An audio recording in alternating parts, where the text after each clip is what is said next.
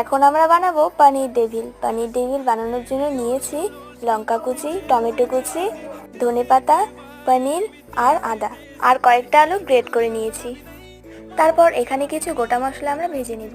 দিয়েছি জিরে, ধনে, গোলমরিচ, দারচিনি আর কয়েকটা লঙ্কা, এগুলো বেটে নিয়েছি। তারপর কড়ার মধ্যে তেলে জিরে ফোড়ন দিয়ে লঙ্কা কুচি, আদা কুচি আর টমেটো কুচি দিয়ে দিয়েছি।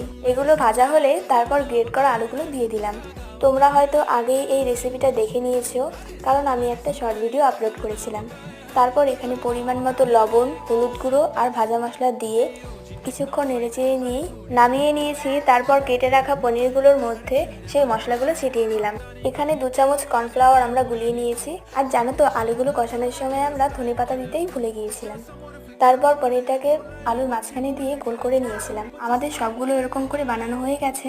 তারপর সবগুলো একটা একটা করে কর্নফ্লাওয়ারে চুবিয়ে আমরা ব্রেডের মধ্যে কোট করেছিলাম। একে একে সবগুলো ব্রেডের মধ্যে কোট করে নেওয়া হয়ে গেছে। এখন এগুলো তেলে ভেজে নেব। সবগুলো ভেজে নিলেই রেডি আমাদের পনির ডেভিল। আমাদের এই রেসিপিটা কেমন লাগলো অবশ্যই কমেন্ট করে জানিও। আর তোমাদের যদি এই ভিডিওটা ভালো লাগে তাহলে অবশ্যই আমাদের চ্যানেলটা সাবস্ক্রাইব করে দিও।